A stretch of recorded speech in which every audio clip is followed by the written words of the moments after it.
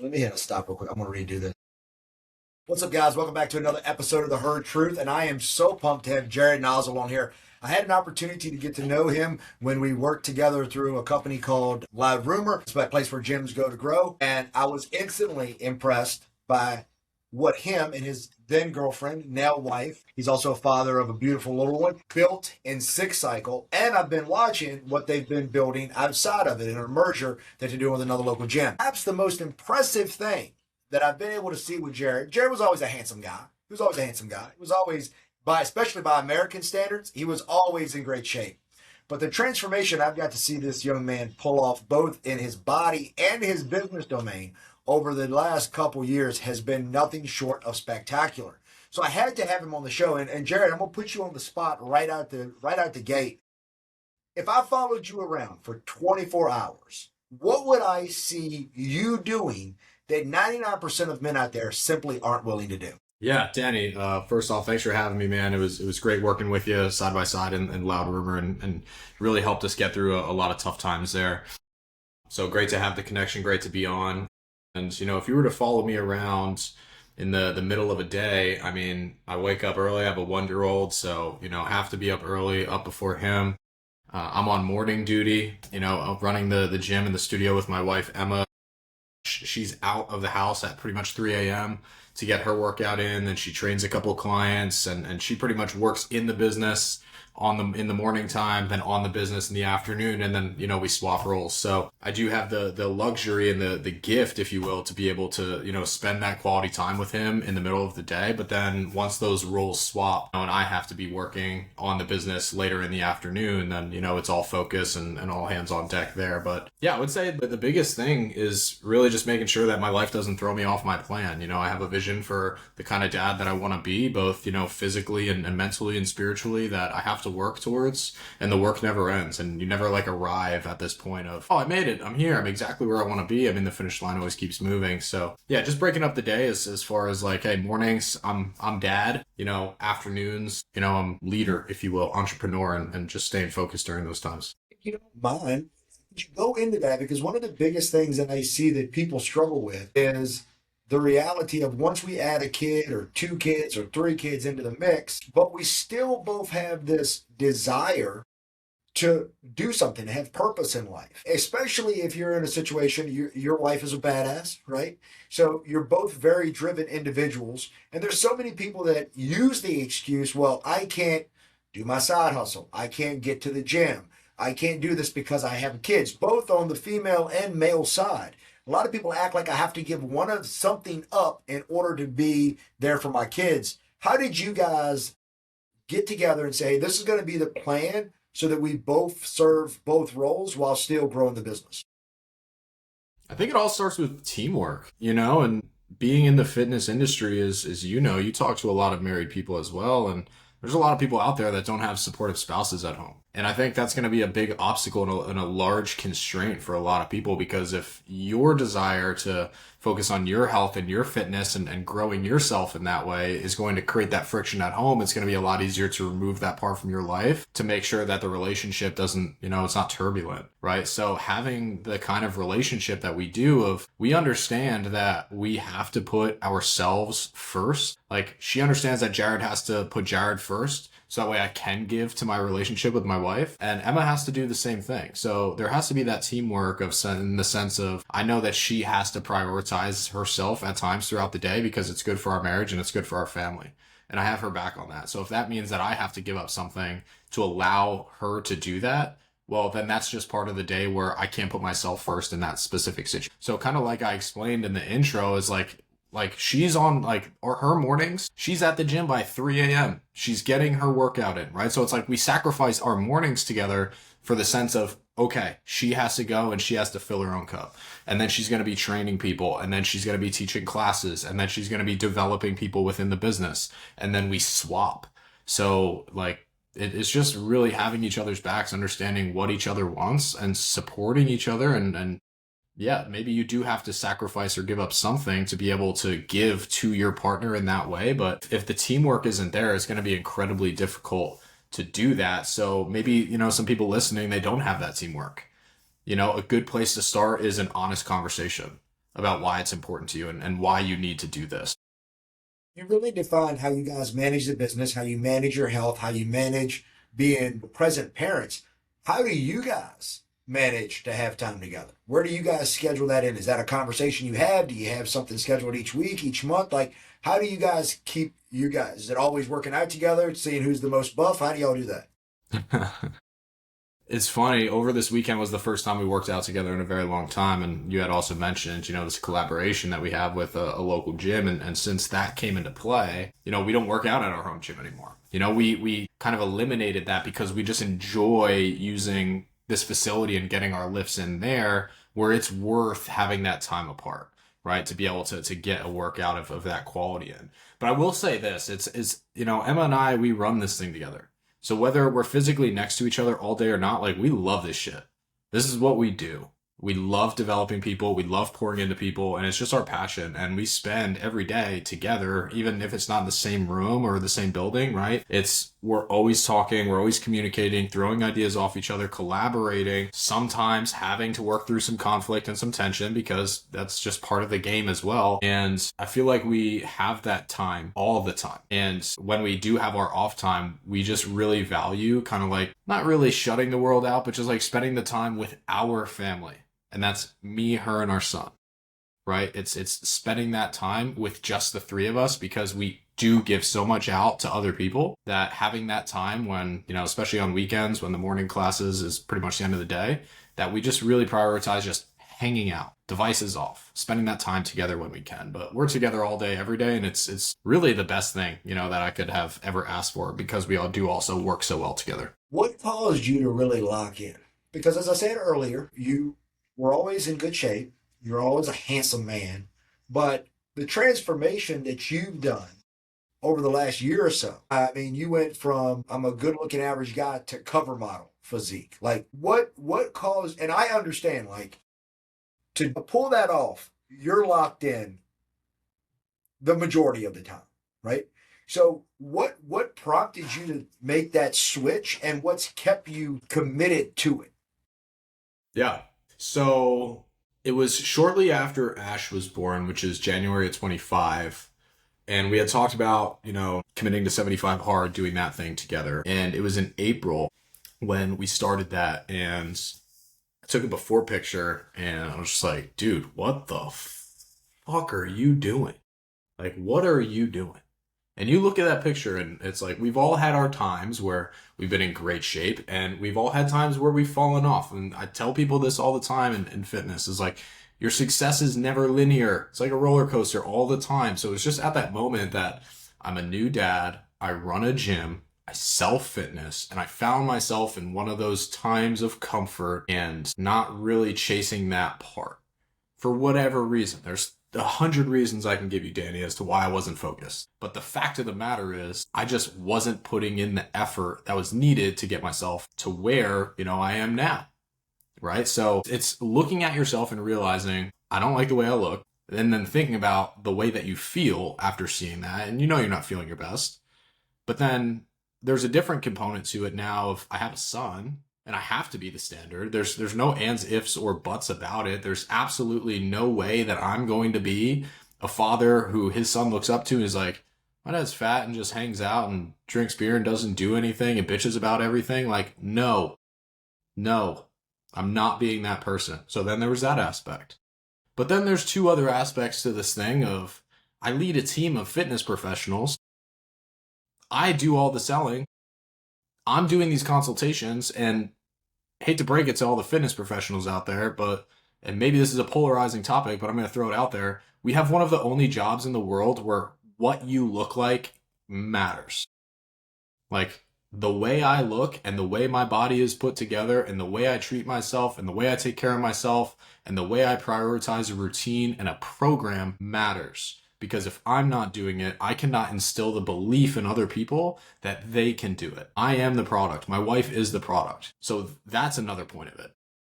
And, that goes to our team. And that goes to the people that are coming in and trusting us with a good amount of their money. Our program's not cheap. And their time. And I take that shit really, really seriously. And I took it seriously when I fell off a little bit, but it just made me lock in even more of like, this is unacceptable. It's unacceptable. So all of those things kind of came together to create the perfect storm of like, this is just who I am now, you know? And I have to put in this effort every single day, day in, day out, lead from the front, be the standard, set the example, pull other people up and show them that they can do it as well. You made a statement that I thought was so important. You go, I had all these reasons why I couldn't. And so many people, when they first have a child, that's their excuse to fall off. Like women, I do obviously give grace to because they had a child, and whether they had a C-section or natural, there's some recovery that comes along with that. But I am absolutely appalled at the amount of men that use their wife having a child as justification to let themselves fall off. So, with that thought process in mind, do you believe that discipline is something that is simply built, or do you believe it has to be something you decide? I mean, I believe it's both. I believe you have to decide to build it. And because if not, then it's going to be easy to just let the little things go. You know, one of our core values at Six Cycles, sweat the details. And the reason that's important is, you know, even something like this drink that I'm drinking, right? Everything is going to be perfectly flush in the fridge, forward facing, the label in a very specific way. And that's not because this is, you know, some dictatorship of the way that we run things. It's if you're going to overlook those little details and lack the discipline in making sure the little things are done right, then all those little things are going to amount to some really, really big things. So it has to be a decision that you're going to put forth the effort and the time and the focus in creating it. No, you're not going to be perfect at first. You're going to miss these little things, but just consistently staying focused with what the mission is going to help you over time get to that point of which you're trying to be, which is discipline. Discipline is just like any other skill. And if you don't use it, you're going to lose it. So it has to be a decision of like, okay, I'm going to really focus on becoming as disciplined as I can be. And then it's every single day you take little steps at getting better and better and better and better. And then all of a sudden that shit compounds. And then look back, you know, not too long later and you're a pretty different person. What do you think is the biggest lie people are telling themselves that keep them stuck where they are? They don't have time. Man, that one is the most frustrating one because we're all busy. And when people tell me that, it's almost like a slap in the face of like, I'm not busy. Of all the people that I help, the hundreds of clients that we have are not busy. That their priorities aren't important. That their families aren't important. Their jobs don't matter to them. Right? Like all these things, you don't have the time. It's no, you're just choosing not to prioritize that time. Because one thing I learned from Alex Hormozy is like, look at a time block. Do a time block of your day in 15-minute increments and go back and look at how you spent that last 15 minutes. And I promise you it's going to be the most productive day of your life. So just looking back at what you're actually spending your time on. Because let's be real, Danny, like whether somebody hires you or I to fix their fitness or not, you have a 30-minute block to get an effective workout in at home where you don't even have the logistics added in. Right? It's not that challenging. There's meal prep companies out there that will deliver prepped meals to your doorstep.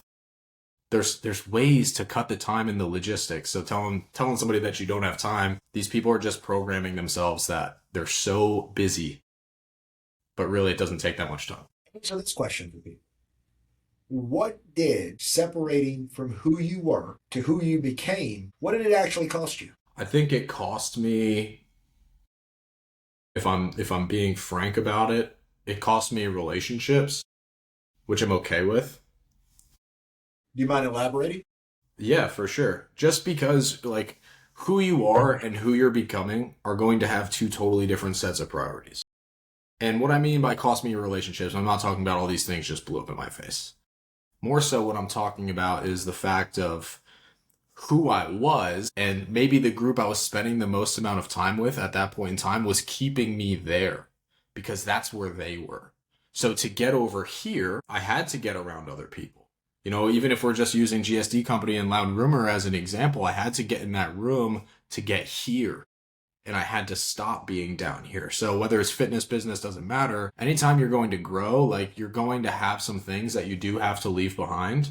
I mean, if you're talking about like cost time-wise, I mean, an hour and a half-ish max if I'm like taking a good amount of time during a lift or during a workout or run or whatever it is. So It's really not that much time, but I mean, there's going to be a cost associated with everything, and I look at sacrifice more as a negative thing. Like, I didn't really have to sacrifice those relationships. Like, I grew, they decided not to, and still got mad love and respect for them, but, just two kind of different paths, and you have to be okay with that. So it's going to happen. Investment than a sacrifice. For sure, for sure. You talked about this in response to your little one. You talked about this in response to your staff, yourself, and your wife. Do you believe that anybody can truly lead if they're not physically disciplined? I don't think so because I believe it creates a double standard, and it's very challenging to lead people. And I mean, you have a plethora of different leadership experience than I do, but maybe this can even relate to your background too, Danny. Is like if somebody isn't putting in the work, or they're not in the trenches, or they're not willing to pick up the mop or do these other things and lead from the front. And another core value that we have here is be the standard and just lead from the front through action and being the first one to do something. There's going to be very little respect for one another. There's going to be some resentment. So if I'm not doing anything, but I'm making sure, like, hey, if you want to be a part of the Six Cycle team, staff-wise, you have to complete our fitness program, and you have to care about and be constantly working on your own fitness. But Jared's at home behind a computer, getting all fat and sloppy, drinking beer all the time, eating pierogies, whatever it is that I'm doing. It's like all of a sudden there's this resentment and this lack of respect for the leader because I'm not leading. And I think what I've learned just with my own personal experience is leadership is being able and willing to be one of the first people to go out and do something and show first and then ask for. Does that make sense? Yeah. What a lot of people are upset about this, but in your belief, like, what does your body say about your physical standards? Oh, everything. Everything. And again, this might be another polarizing topic. I mean, it's 2026, and I mean, people are kind of sensitive. And I get it.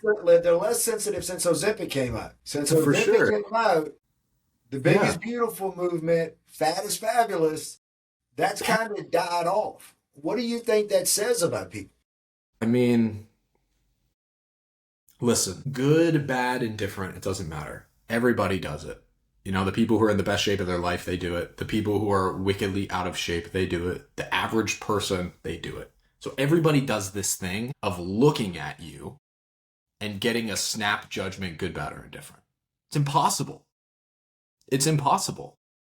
And your body is a direct reflection of your standards, whether you like it or not, whether that makes you feel really proud of the work that you've put in, or it makes you feel incredibly disappointed in where you are. First off, I want everyone to know, like, it's okay.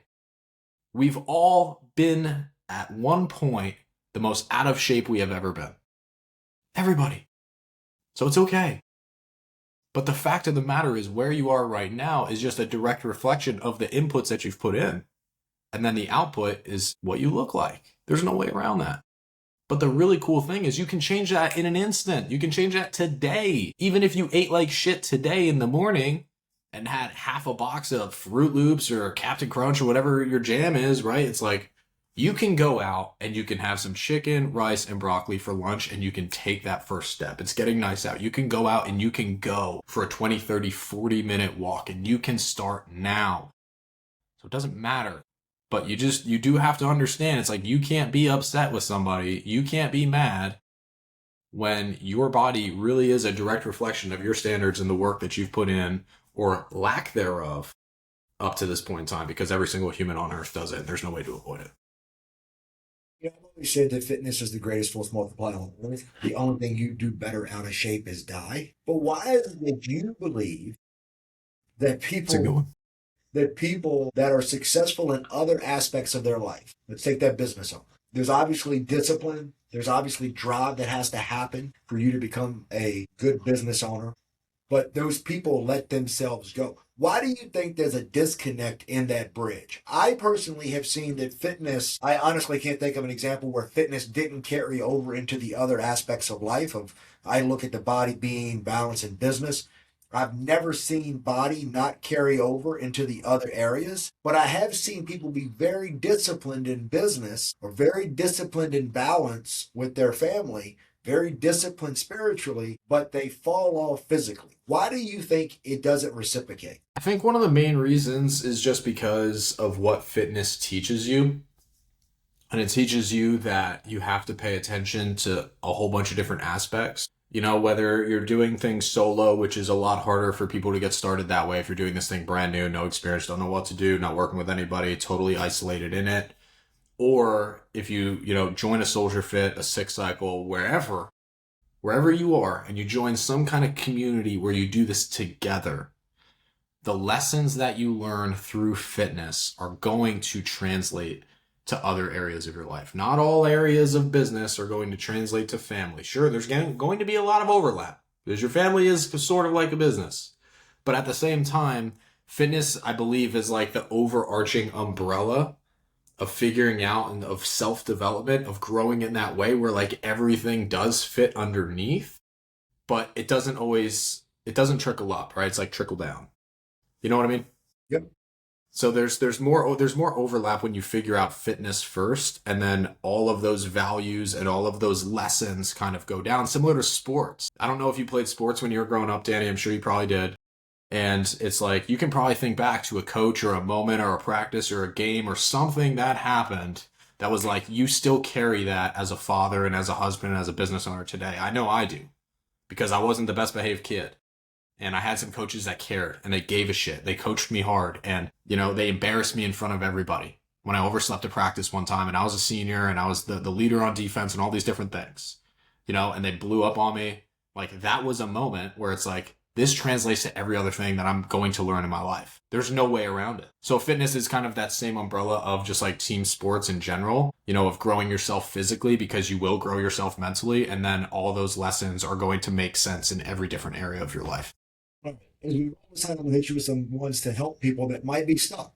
So first question is, if you had to rebuild yourself from zero, what are the first three things you're changing? First three things I am changing if I rebuild myself from zero. Wow. Loaded question. Discipline with money, for sure. Discipline around eating, because I can still get a little loose sometimes. It's my biggest constraint that I have with this thing. And I would say discipline with cardio. Not necessarily that I need to do more of it, but even owning a cardio-based studio, I only do it once a week, and I would like to implement at least one more day of running for sure, but I neglect that because running is such a useful skill. It's a life skill. You know what I mean? It's like shit goes down. I'm like run a lot of the similar train of thought as you do. And when events happen, because inevitably they always do. And as a dad and as a husband, it's like, I want to be prepared for that if that happens. And it's just something that like I don't necessarily put a lot of time into. So yeah, I would definitely say eating, money management, money discipline, and training my running more.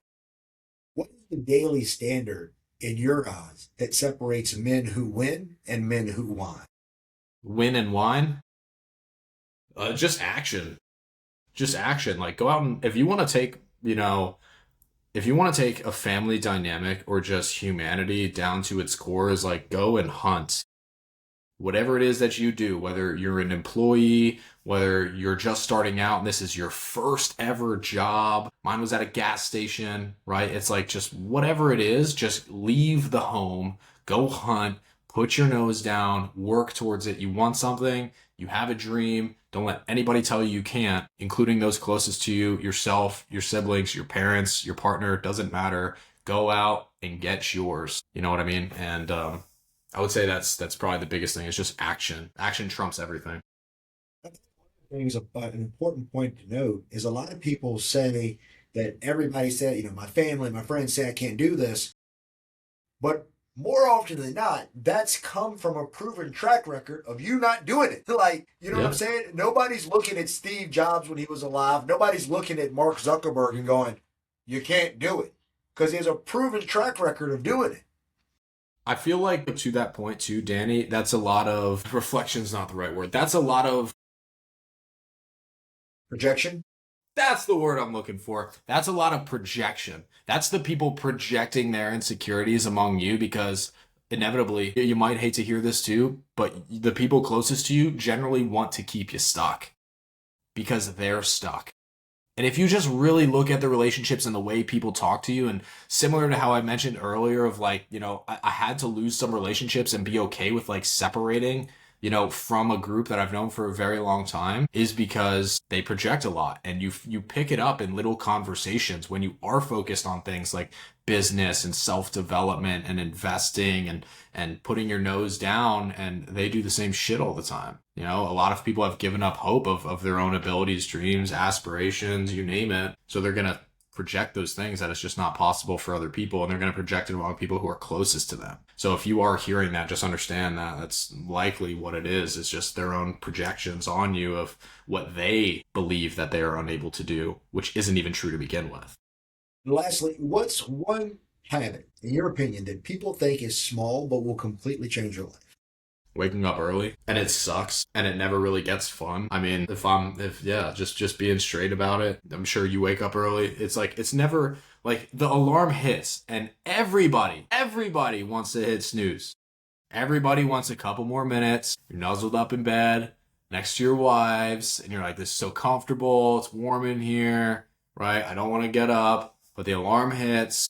We say it. Neither of us were even in the military, but it's like we just have this loud, obnoxious alarm. It's just boots on the ground. It's just put your feet connect to the ground, and all of a sudden it just got a lot easier. But like, Emma doesn't want to wake up at 2:30 and go to the gym by 3, right? But waking up just gives you a lot more time. And it's not possible for everybody. I totally get it.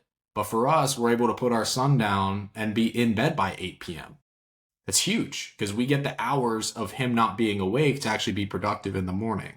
So it is a little habit, and it's something that's like, you're not going to go from waking up at 8 a.m. to waking up at 3:30 a.m., 4 a.m. Just start knocking it back little bits at a time, 1% better, take some baby steps towards this thing. Then all of a sudden you've actually gained a lot of hours, and you realize how important it is to go to bed as early as possible. And the realization this last weekend, I've gotten a little older. So I'm at a place now in my life where I'm like, listen, I'm not going to work the weekends. And I do a lot of hunting, and I'm getting into coyote hunting, which you have to go out at night. And last weekend, I went coyote hunting, and Natasha had a friend's birthday, and she ended up getting in late as well. So we both got in I got home like midnight. She got home like 1, and we slept in.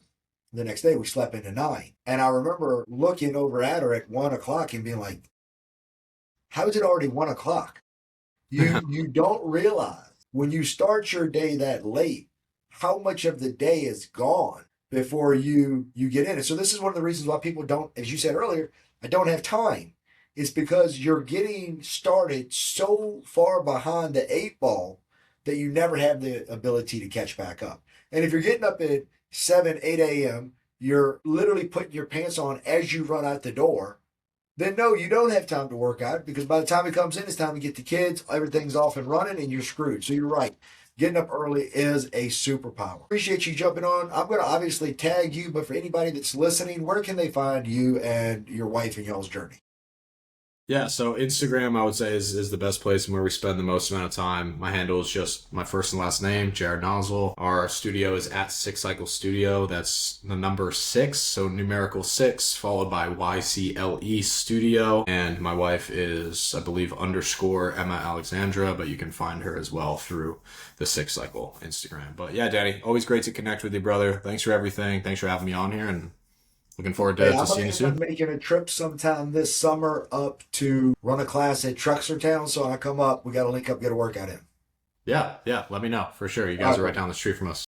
Thanks for your time, brother. As always, guys, if you got anything out of today's meeting, go ahead, like, subscribe, share to somebody that needs to get their ass in gear and learn to face the life storms. Head down, horns up. Till next time, so live.